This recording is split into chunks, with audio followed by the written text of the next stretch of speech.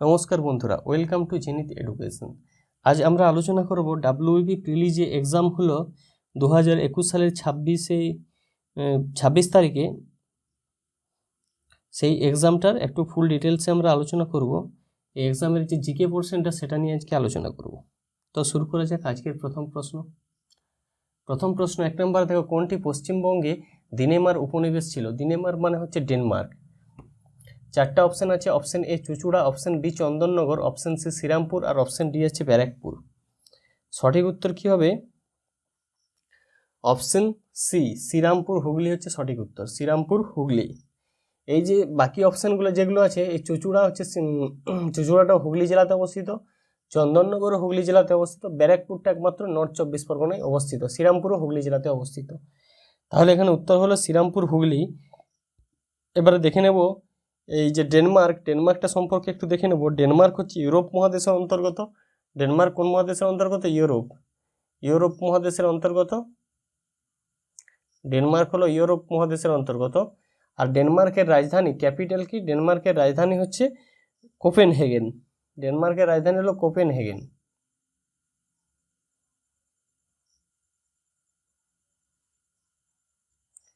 ডেনমার্কের রাজধানী কোপেনহেগেন। ডেনমার্কের মুদ্রা হচ্ছে ডেনিশ ক্রোন। কারেন্সি কি? Danish Crohn. মুদ্রা হলো ক্রোন, ড্যানিশ ক্রোন। আর পার্লামেন্টের নাম হচ্ছে ফকেটিং। পার্লামেন্টের নাম কি? ফকেটিং। আর জাতীয় প্রতীক, ডেনমার্কের জাতীয় প্রতীক হলো সমুদ্রতট। ডেনমার্কের জাতীয় প্রতীক হচ্ছে সমুদ্রতট। দেখে নেব অপশন এ চুচুড়া সম্পর্কে। এই চুচুড়া সম্পর্কে দেখে নেব। চুচুড়া হলো ওলন্দাজদের। চুচুড়া কাদের উপনিবেশ ছিল? চুচুড়া ছিল ওলন্দাজদের উপনিবেশ। ওলন্দাজদের উপনিবেশ ছিল চুচুড়া। আর চন্দননগর কাদের উপনিবেশ ছিল? চন্দননগর ছিল ফরাসিদের উপনিবেশ। ফরাসিদের উপনিবেশ ছিল চন্দননগর। চলে যাব পরের প্রশ্ন দেখো, অলিম্পিকের প্রতীকে 5টি রঙের রিঙে কোনটি এশিয়া মহাদেশের প্রতিনিধিত্ব স্বরূপ? অলিম্পিক, আমরা জানি যে অলিম্পিকের প্রতীকে এরকম 5টা রিং থাকে। অলিম্পিকের প্রতীকে এই 5টা রিং 5টা মহাদেশকে প্রতিনিধিত্ব করে। এই 5টা মহাদেশ কোনটা কোন মহাদেশের, এবং রিংগুলোর কালার প্রতিটা আলাদা থাকে। দেখে নেওয়া যাক। তাহলে আমাদের প্রশ্ন কি বলেছে? এশিয়া মহাদেশের প্রতিনিধিত্ব করে কোন কালারের রিংটা। 4টা অপশন আছে, অপশন এ কালো, অপশন বি নীল, অপশন সি সবুজ আর অপশন ডি হলুদ। এখানে সঠিক উত্তর হবে অপশন ডি হলুদ। বাকি অপশনগুলো দেখে নেব।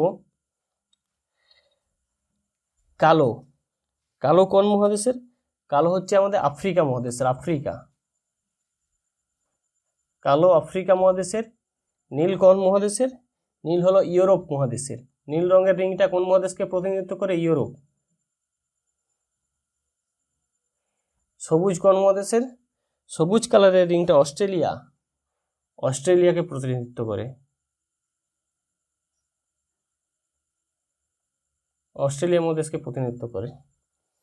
আর লাল কালারের তাহলে আমরা কি দেখলাম? কালো, নীল, সবুজ। আর ডিটা, এটা হলুদটা হচ্ছে এশিয়া। এটা হচ্ছে প্রশ্নটার উত্তর।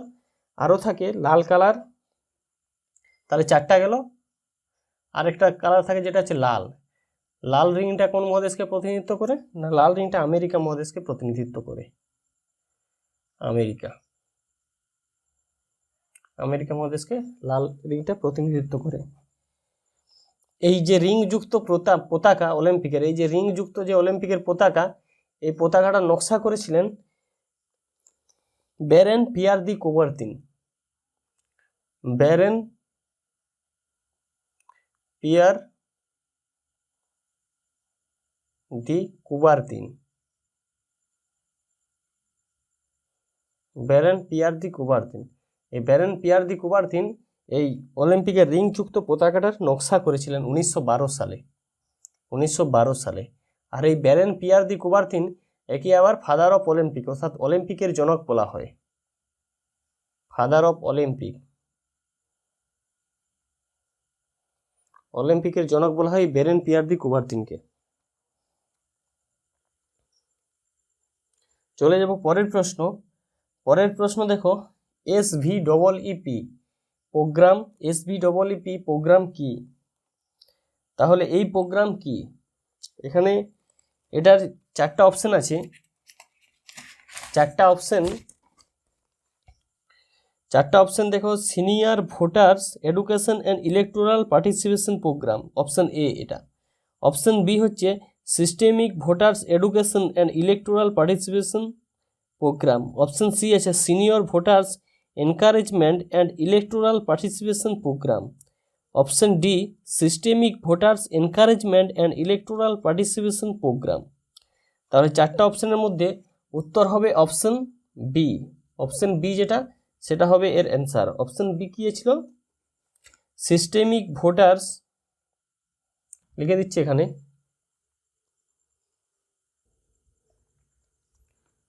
তাহলে এখানে অপশন উত্তর হলো option B, systemic voters education and electoral participation programme. এই সিস্টেমিকের এস, ভোটারের ভি, এডুকেশনের ই, ইলেকটোরালের ই, পার্টিসিপেটের পি, আর প্রোগ্রামের পি। SVEEP।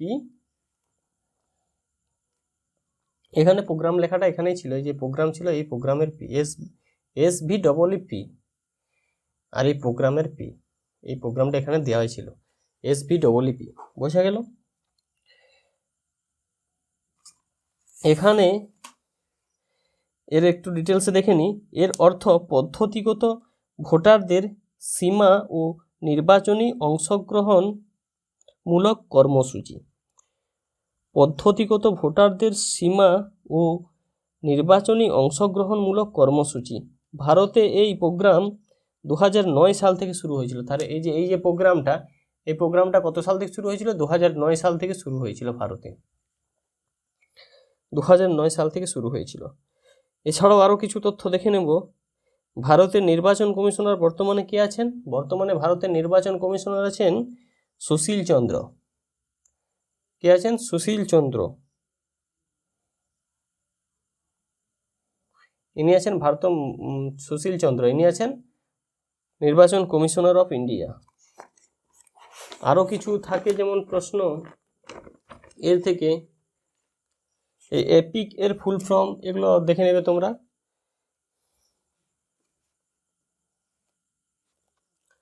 চলে যাব পরের প্রশ্ন।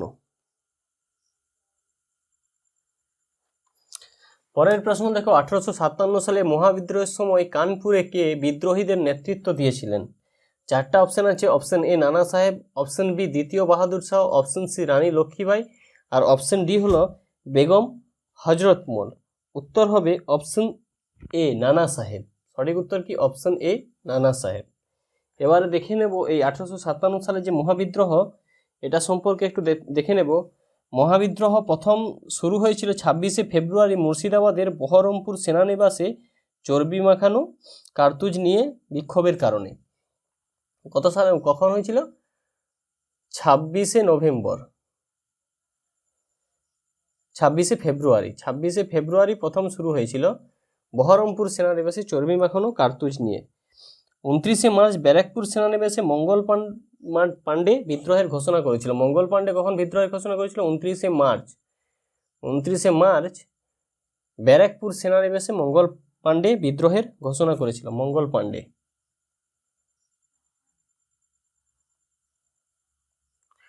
পাণ্ডে বিদ্রোহের ঘোষণা করেছিল। প্রকৃত যে বিপ্লব সেটা শুরু হয়েছিল 10ই মে মিরাট সেনানিবাসে। 10ই মে মিরাট সেনানিবাসে প্রকৃত বিপ্লবের সূচনা হয়েছিল।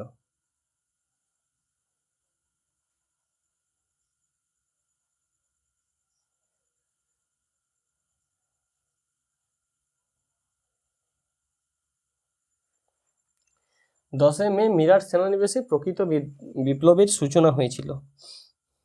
দিল্লি, অযোধ্যা, কানপুর, লখনৌ, বেরেলি, ঝাঁসি, বিহার প্রভৃতি অঞ্চলে বিদ্রোহ বিস্তার লাভ করেছিল। নানা সাহেব ছিলেন, এবারে দেখে নেব যে কোন কোন অঞ্চলে কে কে দায়িত্বে ছিলেন। নানা সাহেব, এখানে যে প্রশ্ন, এটা কোথায়? কানপুরে। কানপুরের দায়িত্বে কে ছিলেন? নানা সাহেব। উত্তর কি হলো? নানা সাহেব। কানপুরের দায়িত্বে ছিলেন নানা সাহেব।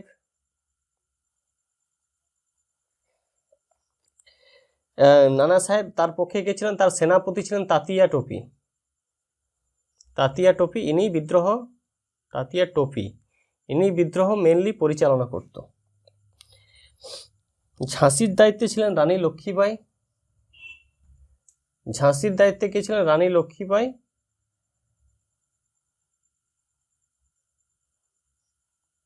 রানী লক্ষ্মীবাই কোথায়? ঝাঁসির দায়িত্বে ছিলেন। ব্যারেলির নেতৃত্ব দিয়েছিলেন কে? ব্যারেলিতে নেতৃত্ব দিয়েছিলেন খান বাহাদুর খান। ব্যারেলিতে নেতৃত্ব দিয়েছিলেন খান বাহাদুর খান। খান বাহাদুর খান।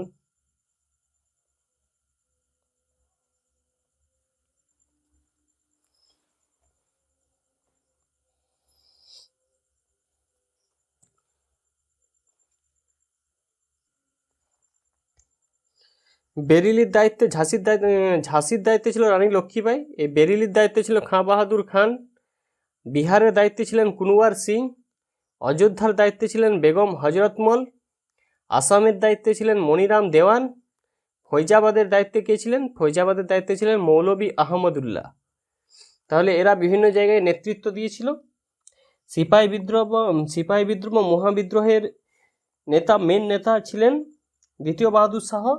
তার নামে বিদ্রোহ পরিচালিত হতো। ইনি ছিলেন দ্বিতীয় বাহাদুর শাহ, ছিলেন কি? শেষ মুঘল সম্রাট। শেষ মুঘল সম্রাট।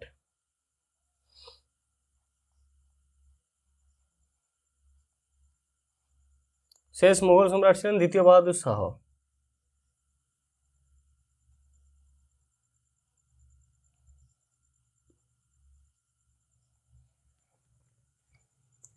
তাহলে এখানে আমরা ডিটেলস এটা আলোচনা করে নিলাম। চলে যাব পরের প্রশ্ন। পরের প্রশ্ন দেখো, 2023 সালে ICC men's cricket world cup কোন দেশে অনুষ্ঠিত হবে? চারটা অপশন আছে। Option A Bharat, option B Australia, option C South Africa এবং অপশন ডি ইংল্যান্ড। তাহলে এর সঠিক উত্তর কি হবে? Option A Bharat. সঠিক উত্তর হবে অপশন এ ভারত। দেখে নেব এরপর একটু বিস্তারিত। এর আগে বিশ্বকাপ হয়েছিল 2019 সালে। 2019 সালে যে বিশ্বকাপ হয়েছিল, এর আগের বিশ্বকাপ করতে হয়েছিল 2019 সালে। এটার হোস্ট কান্ট্রি কে ছিল? ইংল্যান্ড। হোস্ট কান্ট্রি ছিল ইংল্যান্ড। ইংল্যান্ড ছিল 2019 সালে বিশ্বকাপের হোস্ট কান্ট্রি। এবং জয়ী কে হয়েছিল? জিতেছিল ইংল্যান্ড। ইংল্যান্ড জয়ী হয়েছিল। জয়ীও হয়েছিল ইংল্যান্ড। প্রথম আইসিসি ক্রিকেট ওয়ার্ল্ড কাপ শুরু হয়েছিল ফার্স্ট টাইম কখন? না, ফার্স্ট টাইম শুরু হয়েছিল 1975 সালে। 1975 সালে ফার্স্ট টাইম শুরু হয়েছিল। হোস্ট কান্ট্রি তখন, মানে ইংল্যান্ড কখন হোস্ট কান্ট্রি? তখনও ইংল্যান্ড হোস্ট কান্ট্রি ছিল। ইংল্যান্ড তখনও হোস্ট কান্ট্রি ছিল। তাহলে হোস্ট কান্ট্রি ইংল্যান্ড কখন ছিল দেখে নাও। 1975, 1979, 75, 79 আর 83 এই সময় হোস্ট কান্ট্রি ছিল। তারপর হয়েছে 2019-এ হোস্ট কান্ট্রি ছিল ইংল্যান্ড। এরপর দেখে নাও ভারত কতবার বিশ্বকাপ পেয়েছে। ভারত ক্রিকেট বিশ্বকাপ পেয়েছে দুবার। মেন্স ক্রিকেট বিশ্বকাপ দুবার পেয়েছে। 1983 সালে প্রথমবার পেয়েছিল 1983 সালে। 1983 সালে প্রথমবার পেয়েছিল। আর দ্বিতীয়বার পেয়েছিল 2011 সালে। চলে যাব পরের প্রশ্ন। পরের প্রশ্ন দেখো, হিন্দি সিনেমা জগতে কোন অভিনেতা দাদামণি নামে জনপ্রিয় ছিলেন? চারটা অপশন আছে। Option A Rajesh Khanna, option B Dev Anand, option C Utpal Dutt আর অপশন ডি অশোক কুমার। তাহলে উত্তর কি হবে? Option D Ashok Kumar. উত্তর হবে অপশন ডি অশোক কুমার। অশোক কুমার দাদামণি নামে পরিচিত ছিলেন। দাদামণি বলা হয় অশোক কুমারকে। আরও কিছু ছিল, যেমন ট্র্যাজেডি কিং বলা হয় কাকে? দেবানন্দকে। এটা অপশনে দেবানন্দ নেই যদিও, তো বলে রাখি দেবানন্দকে ট্র্যাজেডি কিং বলা হয়। সরি, দেবানন্দ নয়, ট্র্যাজেডি কিং বলা হয় কাকে? দিলীপ কুমারকে। দিলীপ কুমারকে ট্র্যাজেডি কিং বলা হয়। দিলীপ কুমারকে কি বলা হয়? Tragedy king. ট্র্যাজেডি কিং বলা হয় ফার্স্ট খান বা প্রথম খান, প্রথম খান এটাও দিলীপ কুমারকেই বলা হয়, দিলীপ কুমার ট্র্যাজেডি কিং, প্রথম খান এগুলো বলা হয় দিলীপ কুমারকে। চলে যাব পরের প্রশ্ন। পরের প্রশ্ন দেখো, মুঘল সম্রাট কোন মুঘল সম্রাট দিন ই ইলাহি প্রচলন করেন? তাহলে চারটা অপশন আছে, option A Shah Jahan, option B Humayun, option C Jahangir এবং অপশন ডি আকবর। সঠিক উত্তর হবে অপশন ডি আকবর। দিন ই ইলাহিকে প্রবর্তন করেছিলেন আকবর, প্রবর্তন করেছিলেন 1582 সালে। 1582 সালে আকবর দিন ই ইলাহি প্রবর্তন করেছিলেন। আকবরের হিন্দু মন্ত্রী বীরবল আকবরের হিন্দু সেনাপতি ছিলেন, হিন্দু মন্ত্রী ছিলেন। আকবর 1582 সালে তাহলে দিন ইলাহি প্রবর্তন করেছিলেন। তাহলে এই দিন ইলাহি প্রথম গ্রহণ কে করেছিলেন? ফার্স্ট টাইম গ্রহণ করেছিলেন, একদম প্রথম গ্রহণ করেছিলেন, একদম প্রথম কে গ্রহণ করেছিলেন না বীরবল একদম ফার্স্ট টাইম গ্রহণ করেছিলেন। বীরবল একদম ফার্স্ট টাইম গ্রহণ করেছিলেন। তারপরে গ্রহণ করেছিলেন আবুল ফজল ও ফৈজি। আবুল ফজল ও ফৈজি পরবর্তীকালে গ্রহণ করেছিলেন। আবুল ফজল ও ফৈজি পরবর্তীকালে এই দিন ই ইলাহি ধর্মটা গ্রহণ করেছিলেন। এই ধর্মমত এই যে দিন ই ইলাহি এর অর্থ কি? দেব আদেশ বা স্বর্গীয় একেশ্বরবাদ। এই দিন ই ইলাহি এর অর্থ হচ্ছে যে দেবাদেশ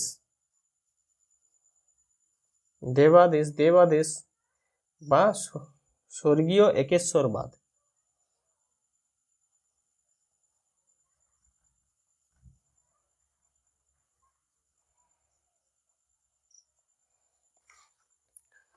চলে যাব পরের প্রশ্ন।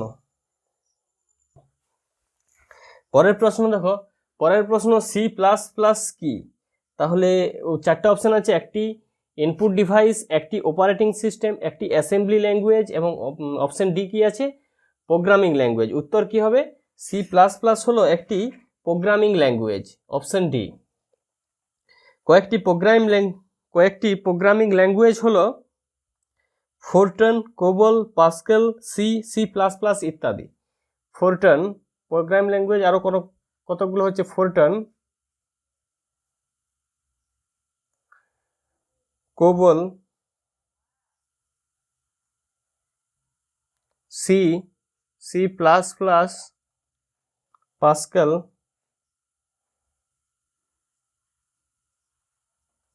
এগুলো হচ্ছে যে সব আরো কিছু প্রোগ্রামিং ল্যাঙ্গুয়েজ। কম্পিউটারে যে ভাষা দ্বারা প্রোগ্রামিং করা হয় সেই ভাষাকে বলা হয় প্রোগ্রামিং ল্যাঙ্গুয়েজ। বাকি অপশানগুলো দেখা যাক। একটি ইনপুট ডিভাইস, তাহলে কম্পিউটারে ইনপুট ডিভাইস অনেক কিছুই থাকে, যেমন ধরো কিবোর্ড হচ্ছে ইনপুট ডিভাইস, কিবোর্ড হলো ইনপুট ডিভাইস। তারপরে মাউস হলো ইনপুট ডিভাইস, প্রিন্টার হলো ইনপুট ডিভাইস বা স্ক্যানার, যেটা প্রিন্টার নয় স্ক্যানার হবে, স্ক্যানার। প্রিন্টার হলো আউটপুট ডিভাইস। এগুলো হচ্ছে সব ইনপুট ডিভাইস। আউটপুট ডিভাইস কি? ডিসপ্লে বা যেটা হচ্ছে মনিটর বা ডিসপ্লে হলো আউটপুট ডিভাইস। স্পিকার বা বক্স যেগুলো থাকে, সাউন্ড সিস্টেম হলো আউটপুট ডিভাইস। আর ওই যে বললাম প্রিন্টার হলো আউটপুট ডিভাইস, এগুলো হলো আউটপুট ডিভাইস। অপারেটিং সিস্টেম কি থাকে না, কম্পিউটারটা যার দ্বারা অপারেট হয় সেগুলো হলো, যেমন থাকে আমাদের উইন্ডোজ, লিনাক্স, এগুলো হচ্ছে অপারেটিং সিস্টেম। চলে যাব পরের প্রশ্ন দেখো, টোকিও 2020-তে স্বর্ণপদক জয়ী নীরজ চোপড়ার বাসস্থান কোথায়? চারটা অপশন আছে, গুরুগ্রাম, সোনপথ, পানিপথ আর আম্বালা। তাহলে উত্তর হবে অপশন সি, পানিপথ। নীরজ চোপড়ার বাসস্থান কোথায়? পানিপথে।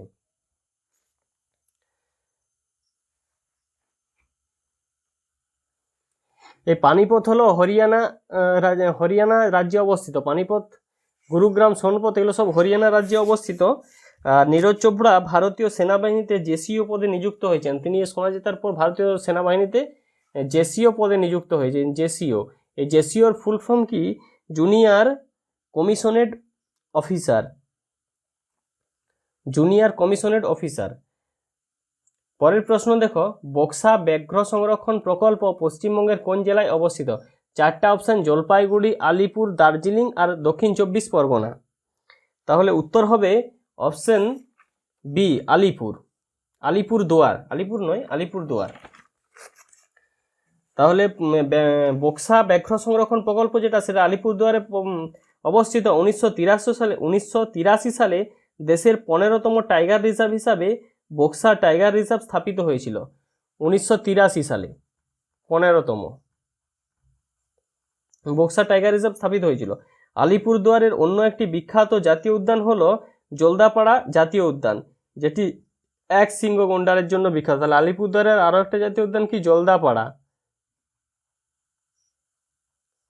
জলদাপাড়া যেটা এক সিংহ গন্ডারের জন্য বিখ্যাত। গন্ডার, যেটা গন্ডারের জন্য বিখ্যাত। জলপাইগুড়িতে গরুমারা জাতীয় উদ্যান অবস্থিত। গরুমারা, গরুমারা জাতীয় উদ্যান জলপাইগুড়িতে অবস্থিত। সিঙ্গলীলা ন্যাশনাল পার্ক মহানন্দা অভয়ারণ্য দার্জিলিংয়ে অবস্থিত। সিঙ্গলীলা ন্যাশনাল পার্ক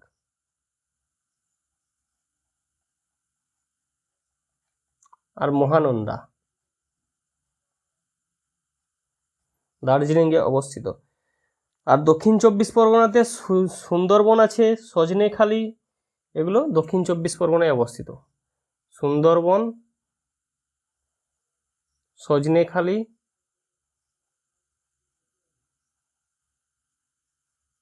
এগুলো সব দক্ষিণ 24 পরগনায় অবস্থিত।